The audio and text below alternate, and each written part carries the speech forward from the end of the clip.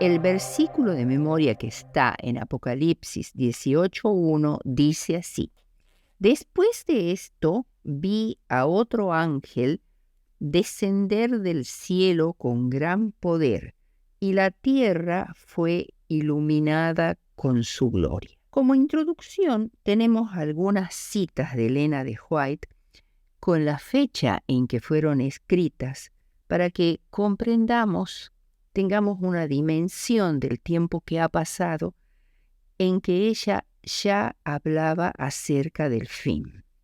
No estamos ahora en condiciones de describir con exactitud las escenas que ocurrirán en nuestro mundo en el futuro, pero sí sabemos que este es un tiempo en el que debemos velar y orar porque el día del Señor está cercano.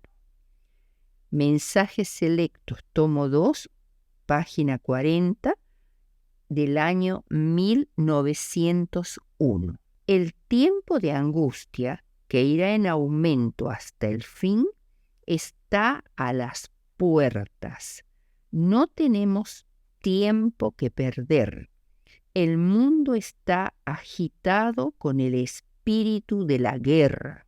Las profecías del capítulo 11 de Daniel casi han alcanzado su cumplimiento final.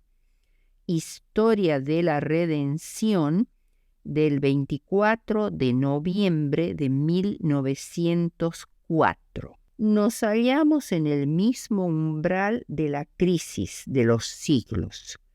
En rápida sucesión se seguirán unos a otros los castigos de Dios: incendios, terremotos, guerras y derramamiento de sangre. Profetas y Reyes, página 208 del año 1914, que fue el año en que se inició la Primera Guerra Mundial. Y estamos a 109 años de esta fecha, 1914. Ha pasado prácticamente un siglo, un poco más de un siglo, que en el marco o en el panorama general de la historia no es una gran cantidad de tiempo, y todas estas señales se han ido cumpliendo. Dios ha advertido siempre a los hombres acerca de los juicios que iban a caer sobre ellos. Los que tuvieron fe en su mensaje para su tiempo y actuaron de acuerdo con ella, en obediencia a sus mandamientos, escaparon a los juicios que cayeron sobre los desobedientes e incrédulos. Eventos de los últimos días, página 3. Veamos ahora el primer punto, el mensaje del tercer ángel. Y el tercer ángel los siguió, diciendo a gran voz: si alguno adora a la bestia y a su imagen, y recibe la marca en su frente o en su mano, él también beberá del vino de la ira de Dios, que ha sido vaciado puro en el cáliz de su ira, y será atormentado con fuego y azufre delante de los santos ángeles y del Cordero, y el humo de su tormento sube por los siglos de los siglos, y no tienen reposo ni de día ni de noche los que adoran a la bestia y a su imagen, ni nadie que reciba la marca de su nombre. Aquí está la paciencia de los santos, los que guardan los mandamientos de Dios y la fe de Jesús. Apocalipsis 14, 9 al 12. Esta advertencia solemne, dirigida a cada creyente, desarrolla el mensaje del segundo ángel de que todas las naciones se vieron compelidas u obligadas a beber el vino de Babilonia. Si alguno bebe el vino de Babilonia, también tendrá que beber el vino de la ira de Dios. El cáliz o copa de la ira de Dios es un símbolo de su justicia punitiva. Aún el Israel del pacto tuvo que beber el vino de su ira. Isaías, en el capítulo 51 de su libro, aclara que el cáliz de la ira que tuvo que beber Jerusalén tuvo un efecto de aturdimiento, asolamiento, quebrantamiento, hambre y espada.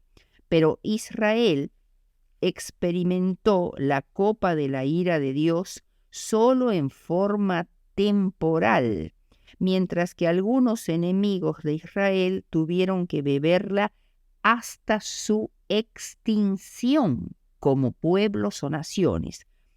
Bebed y embriagaos, y vomitad y caed, y no os levantéis, dice Jeremías 25:27.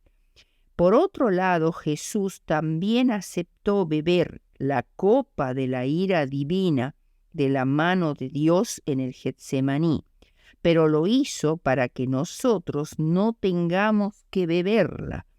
Él ocupó nuestro lugar. Los adoradores de la bestia tendrán que beber la ira de Dios pura, sin diluir, es decir, sin mezcla de misericordia, y se derramará en las 7 últimas plagas que están detalladas en el capítulo 15 de Apocalipsis. Es decir, que todas las plagas del capítulo 15 y 16 de Apocalipsis forman parte integral del mensaje del tercer ángel. Apocalipsis 14, 10 y 11 menciona al fuego y al azufre como parte de la maldición del pacto, frase que incluye la extinción o aniquilación. Después del juicio sobre Sodoma y Gomorra, Génesis 19, 23 y 28 declara que subía de las ruinas de estas ciudades humo como humareda de un horno. Y después del juicio sobre Edom, que fue uno de los pueblos archienemigos de Israel, se declara que sus arroyos se convirtieron en brea y su polvo en azufre y su tierra en brea ardiente. Isaías 34, 9. Es evidente que el mensaje del tercer ángel en Apocalipsis 14 toma su fórmula de maldición específicamente de Isaías 34. Es decir, que la desolación y la extinción histórica de Edom es el modelo o tipo de la suerte de Babilonia del tiempo del fin, como dice Judas 6 y 7. La naturaleza de este castigo no reside en un tormento eterno, pues Edom no está ardiendo hasta hoy, sino en la consecuencia eterna del fuego. El fuego es inextinguible hasta que haya completado su obra. Entonces se apagará. Los malvados mueren una muerte atormentadora, pero no por la eternidad. Es por un tiempo y de ahí desaparecerán, dejarán de ser.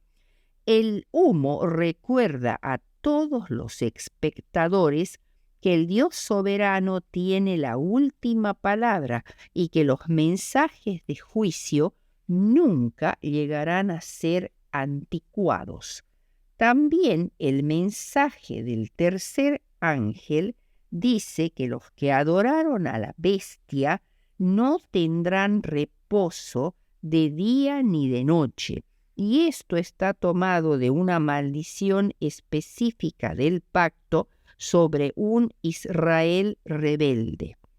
Por tanto, juré en mi furor que no entrarían en mi reposo. Salmo 95:11. El reposo tiene un significado original referido al reposo que alcanzarían los israelitas al llegar a Canaán, la tierra prometida. Sin embargo, el Nuevo Testamento da un segundo significado al reposo prometido, el reposo de la gracia de Dios, en el cual puede entrar ahora cada creyente, como lo afirma Hebreos 4:3. Es decir, este es el descanso de las obras buenas para alcanzar la salvación, es decir, la justificación por obras. Dios nos dice que no es necesario que nos esforcemos en hacer obras buenas para alcanzar la salvación, porque Cristo ya hizo todo lo necesario para darnos la salvación gratuitamente, lo cual no quiere decir que no debamos hacer obras buenas, pero esas obras buenas no son para alcanzar la salvación, sino para dar gloria a Dios y buen testimonio a todos los que nos rodean. El castigo final será el rechazo de Dios de dar reposo a los adoradores de la bestia, mientras que a los que mueren en Cristo en las persecuciones del anticristo del tiempo del fin, dice Apocalipsis 14:3, los muertos que mueren en el Señor descansarán de sus trabajos, porque sus obras con ellos siguen. Su perseverancia será recompensada. En el tiempo del fin, el cielo le suplica a la humanidad que retorne a la verdad y a la autoridad de la Biblia.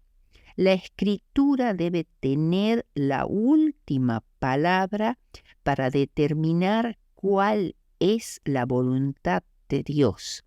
Las Escrituras constituyen la regla del carácter, nos revelan doctrinas y son la piedra de toque de la experiencia religiosa. Conflicto de los siglos, página 9, Elena de White. Los mensajes de los tres ángeles nos instan a distinguir entre la autoridad bíblica y la autoridad de la Iglesia y a subordinar todos los profetas extrabíblicos a la autoridad suprema de la Escritura.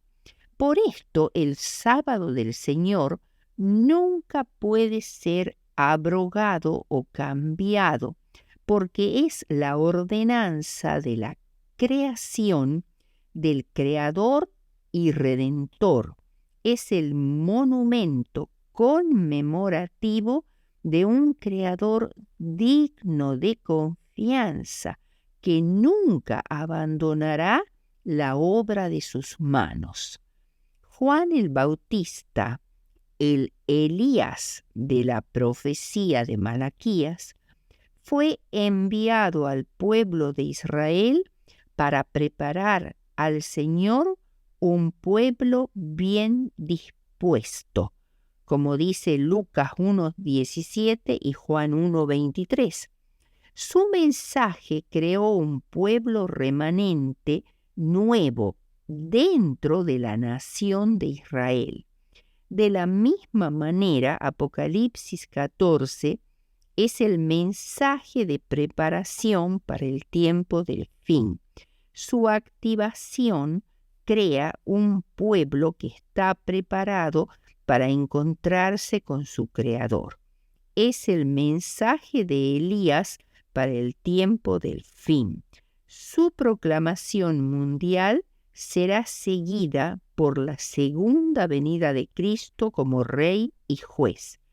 Este mensaje convoca a las personas para que dejen de idolatrar la creación y adoren al Creador, ya que vivimos en un mundo en el que triunfa la filosofía materialista y se colocan las enseñanzas de la ciencia sobre las verdades de la revelación bíblica, por lo cual es una sociedad decadente que necesita urgentemente el mensaje de Elías, que es el mensaje de los 3 ángeles de Apocalipsis 14. Bien, veamos ahora el segundo punto, el ángel fuerte de Apocalipsis 18.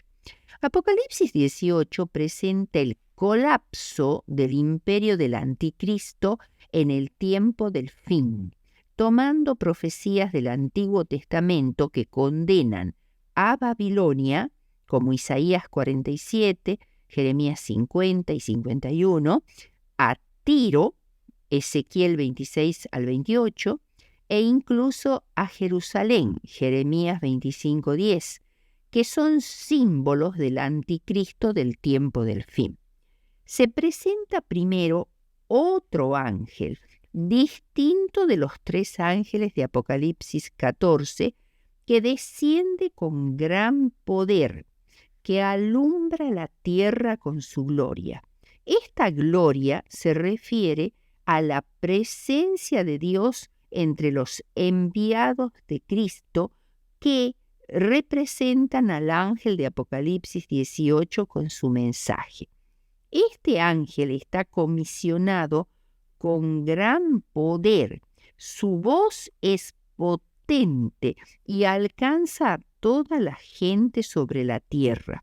La esencia de su mensaje es: ha caído la gran Babilonia. Es decir, repite el mensaje del segundo ángel de Apocalipsis 14:8. El veredicto judicial del tribunal celestial conecta la caída de Babilonia como consecuencia del accionar del tribunal celestial. Este ángel glorioso no viene para regocijarse triunfalmente sobre los caídos, sino para anunciar el triunfo de los propósitos de Dios y la liberación final del pueblo de Dios de toda opresión y persecución. El descenso de este ángel glorioso del cielo coincide con el control final de Satanás por el dominio mundial mediante la bestia que está para subir del abismo. Apocalipsis 17:8. O sea, ante el poder mundial de la persecución religiosa, el cielo derramará sobre la iglesia remanente el poder especial para hacer frente al creciente poder del mal. Las palabras del ángel fuerte, ha caído la gran Babilonia, fueron pronunciadas por primera vez por Isaías, cuando mucho tiempo atrás sucediera lo que se había profetizado sobre la caída de esta gran potencia de la antigüedad en las manos de Ciro, rey de Persia, también llamado el rey del Oriente, Isaías 21:9. Esta fue una buena noticia para el pueblo de Dios de aquel tiempo, Israel, que estaba cautivo en Babilonia, y es la misma buena noticia para la iglesia de Dios ahora. El ángel agrega que la Babilonia del tiempo del fin se ha hecho habitación de demonios y guarida de todo espíritu inmundo y albergue de toda ave inmunda y aborrecible. Esto tiene que ver con las doctrinas que Babilonia del fin tiene, que son de origen satánico.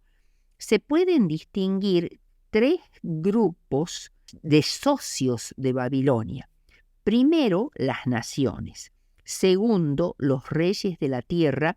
Y tercero, los mercaderes, los cuales son acusados de haber bebido del vino del furor de la fornicación de Babilonia, es decir, han aceptado sus doctrinas satánicas y se han enriquecido de manera excesiva.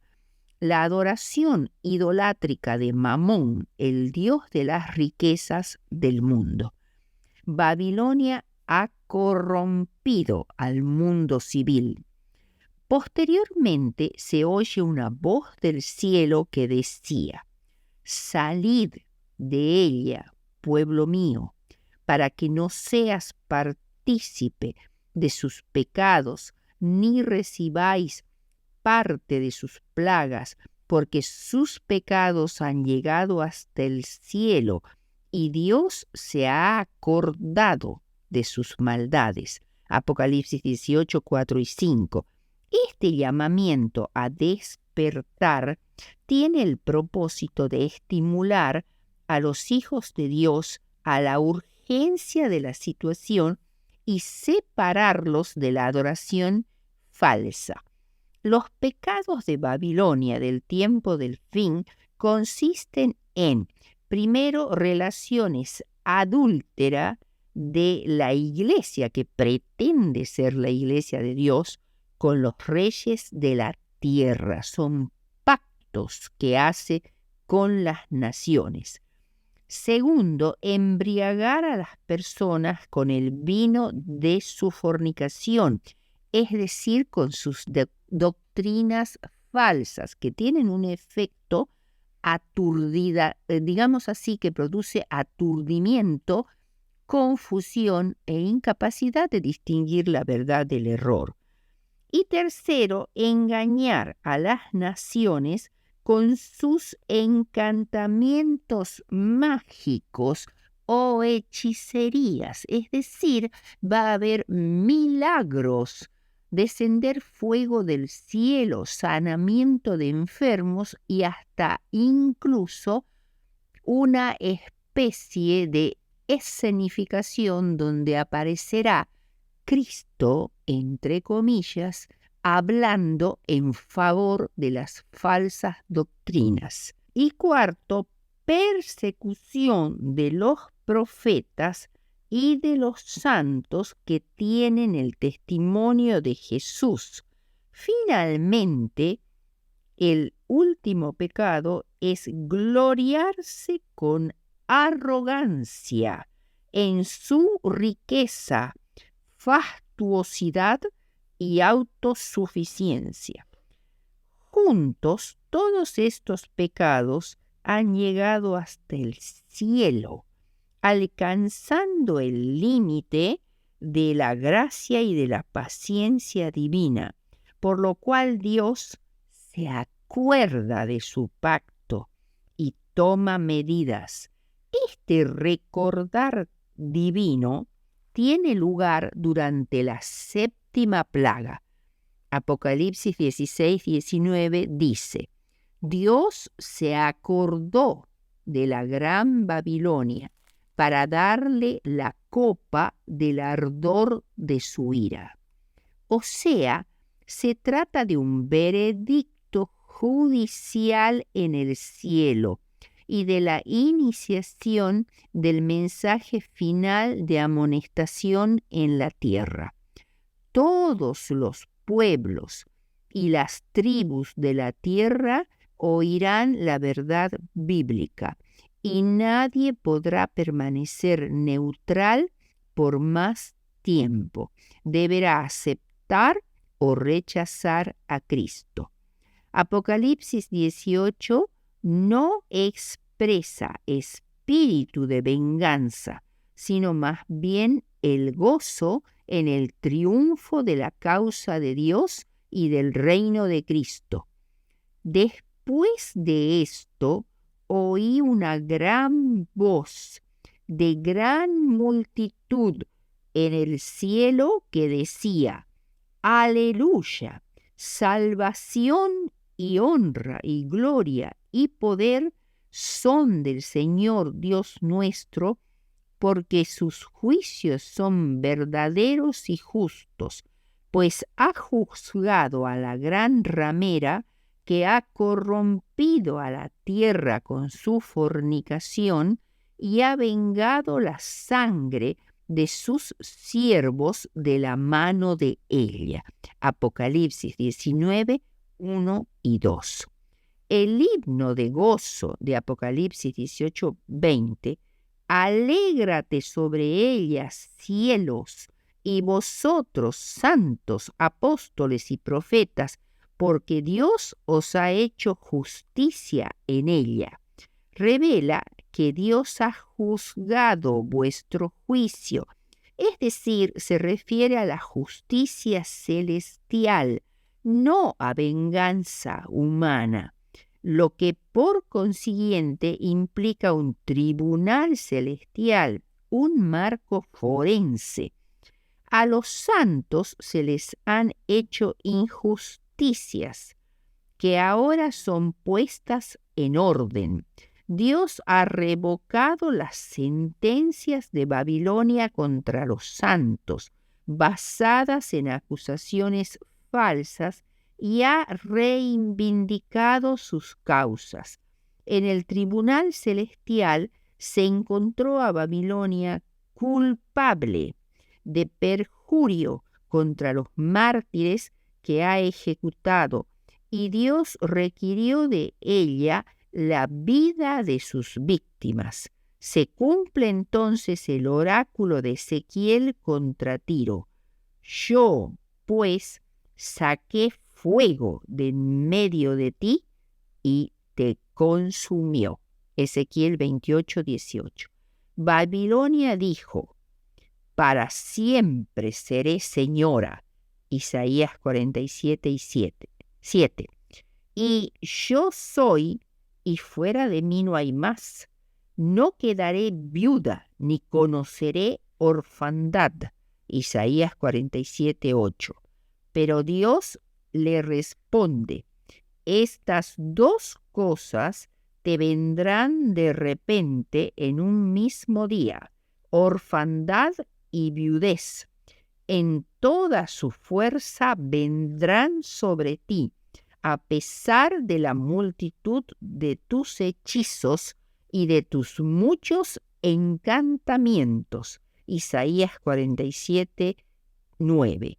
Y por lo cual en un solo día vendrán sus plagas, muerte, llanto y hambre, y será quemada con fuego, porque poderoso es Dios, el Señor que la juzga. Apocalipsis 18:8.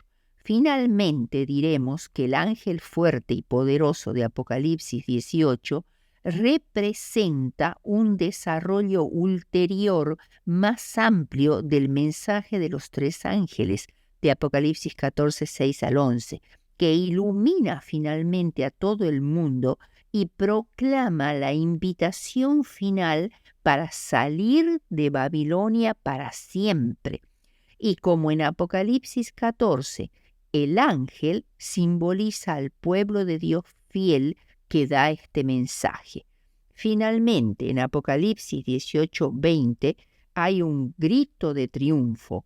Alégrate sobre ella, cielo, y vosotros santos y apóstoles y profetas, porque Dios os ha hecho justicia en ella. El tercer punto es las leyes dominicales.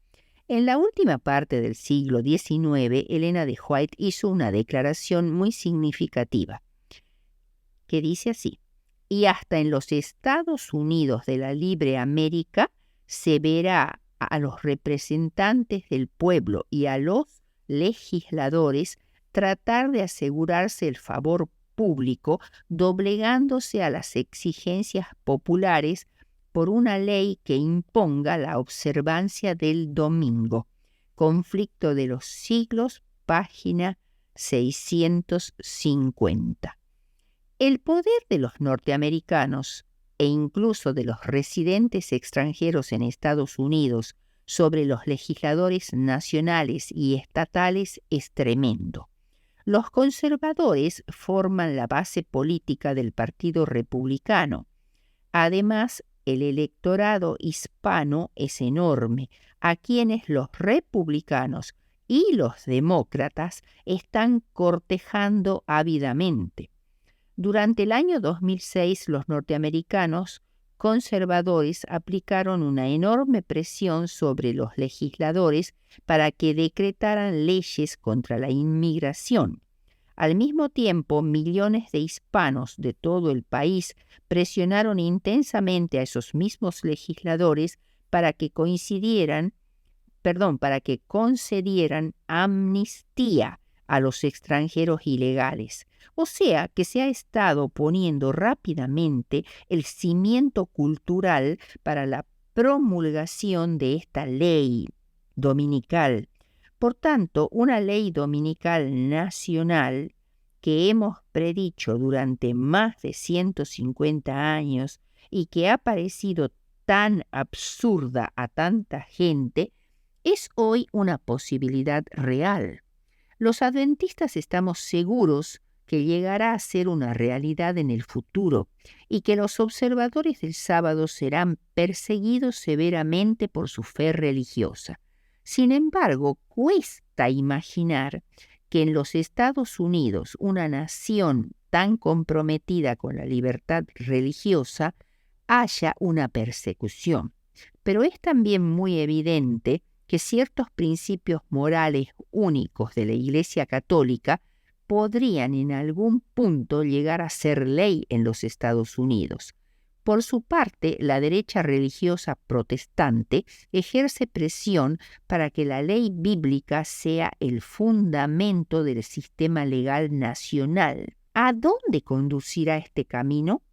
El libro El Tercer Reich de Richard Evans hace ciertas preguntas que son muy interesantes dirigidas a los ciudadanos alemanes que vivieron en los años inmediatamente previos al nazismo. ¿Cómo fue posible que una nación avanzada y muy culta como Alemania cediera ante la fuerza brutal del nacionalsocialismo tan rápido y tan fácilmente? ¿Por qué hubo allí tan poca resistencia a que los nazis tomaran el poder tan repentinamente? ¿Por qué tantos alemanes dejaron de percibir las consecuencias desastrosas de ignorar la naturaleza violenta, racista y cruel del nazismo? ¿Estamos hoy dejando de percibir las consecuencias desastrosas de ignorar la naturaleza intolerante, coercitiva de la derecha religiosa, que proclaman una guerra cultural y demandan que los Estados Unidos sean una sociedad basada en las leyes bíblicas? Pero además de esto hay un argumento incontrovertible, y es que Jesús mismo predice en Mateo 24:9 que habrá persecución como una señal de su venida, y Apocalipsis también la predice para los días del fin en Apocalipsis 13, 7, 15 y 17, 6. Veamos ahora como cuarto punto una abrumadora sorpresa. Pablo en Primera de Tesalonicenses 5, 1 al 6 expresa que el día del Señor, es decir, la segunda venida de Cristo, vendría como ladrón en la noche, citando la ilustración que Cristo mismo puso en los evangelios.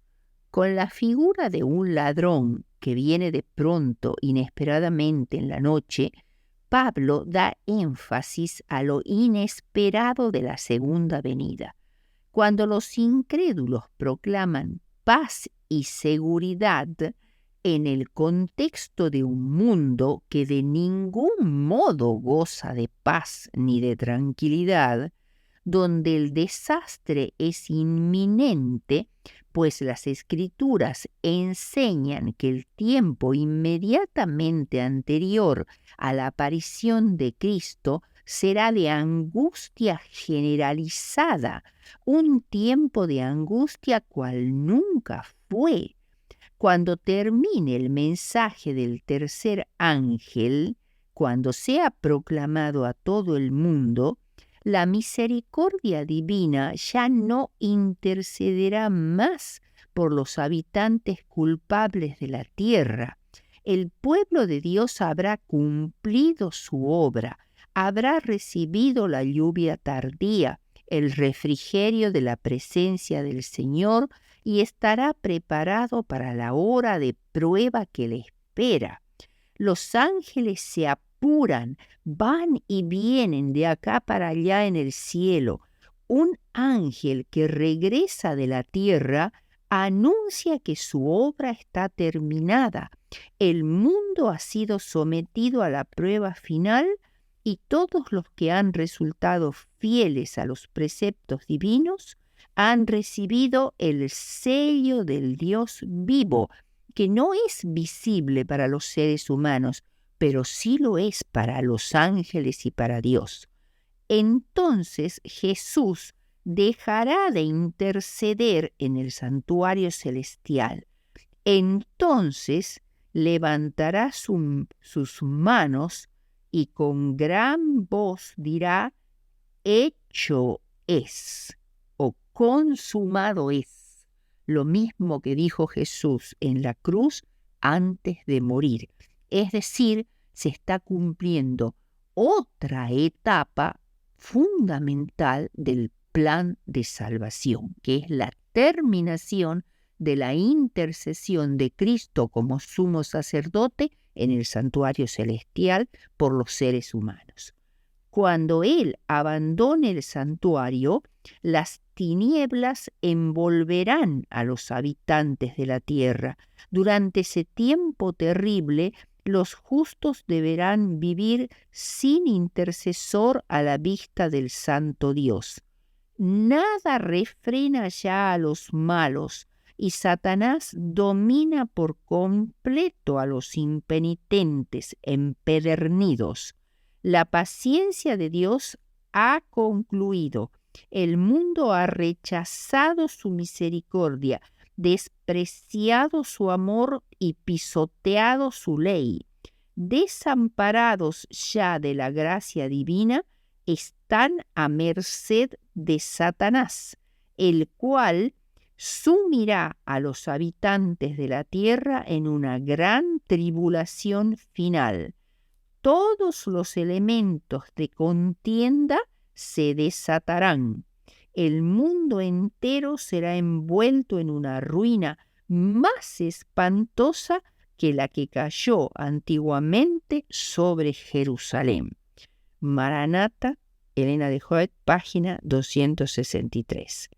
Guerra, derramamiento de sangre, privación, necesidad, hambre y pestilencia abundaban en la tierra y abundarán en el tiempo del fin.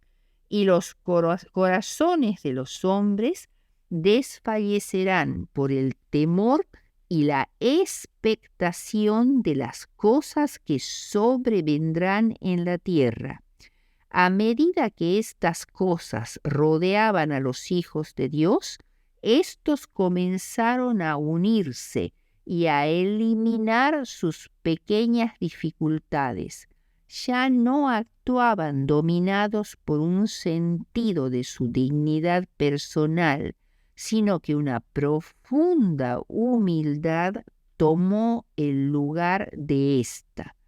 La destrucción repentina vendrá como los dolores de parto a la mujer encinta.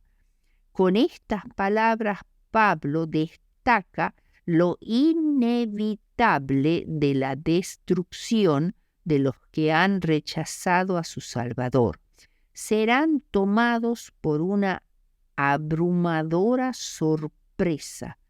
Pero Pablo agrega que los creyentes, los seguidores sinceros de Cristo, no están en las tinieblas de la ignorancia y la impiedad, en un estado de pobreza y reprobación espiritual, para que el día del Señor los sorprenda abrumadoramente. El cristiano es hijo de luz, porque Dios es luz y es el Padre de las luces. Además, el Evangelio proporciona luz, por lo cual no sigamos durmiendo. Si los hijos de la luz se duermen, no tendrán ninguna ventaja. Dormir equivale a indiferencia ante la proximidad de la venida de Cristo, un letargo que nos inmoviliza, indolencia espiritual.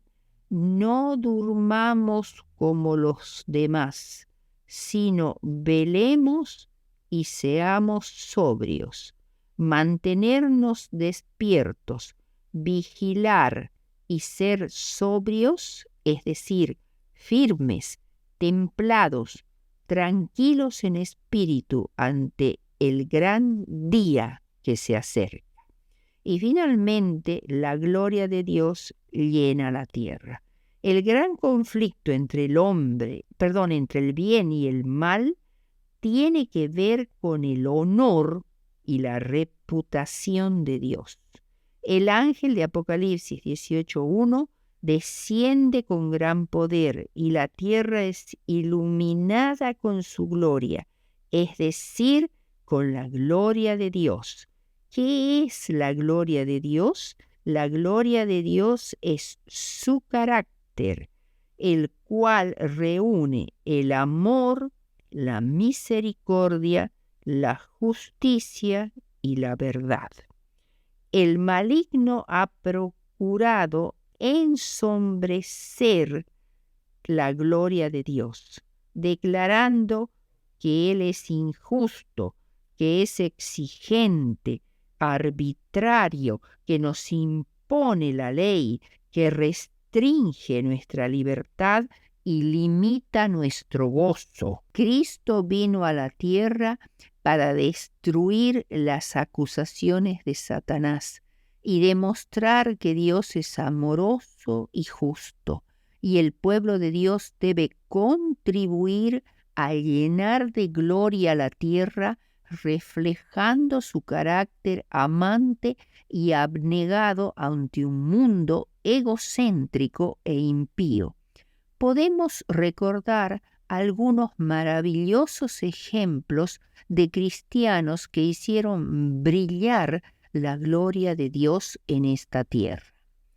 Betty era todavía una estudiante cuando escribió que no es realmente un sacrificio el que hacemos al consagrarnos a Dios. Más bien lo que hacemos es darle algunas bagatelas a las que nos hemos estado aferrando, porque es cuando nuestras manos están vacías que Dios las llena con sus tesoros. Después de terminar sus estudios superiores, Betty se preparó para el sueño de su vida, ser misionera. En 1931 fue aceptada para servir en la misión al interior de China y viajó ese mismo año con John, su prometido, que también fue aceptado como misionero. En octubre de 1933 se casaron y pronto establecieron su residencia en la provincia de Anhui. Un año después nacería Helen Priscilla. Poco después de iniciar ellos su labor misionera, se levantó una oleada de violencia anticristiana. Era un 7 de diciembre de 1934 cuando soldados comunistas invadieron su provincia. Betty estaba bañando a Ellen Priscilla cuando supieron del inminente ataque. Sin tiempo para escapar, John oró: para esto hemos llegado a esta hora. Padre, glorifica tu nombre. Al rato los soldados golpearon a la puerta. Después de apresarlos, sus captores pidieron la suma de $20,000 para liberarlos. Al día siguiente, John y Betty Stamm morían a espada. Milagrosamente, la pequeña Helen sobreviviría. Al momento de morir, los esposos Stamm no habían cumplido los 30 años de edad. Solo tenían poco más de un año de casados y su bebé 3 meses. De verdad, habían vaciado sus manos. ¿Cómo puede alguien sacrificar tanto? La respuesta está en un mensaje de Betty dejado en su Biblia, que alguien encontró después que los secuestradores quemaron la casa.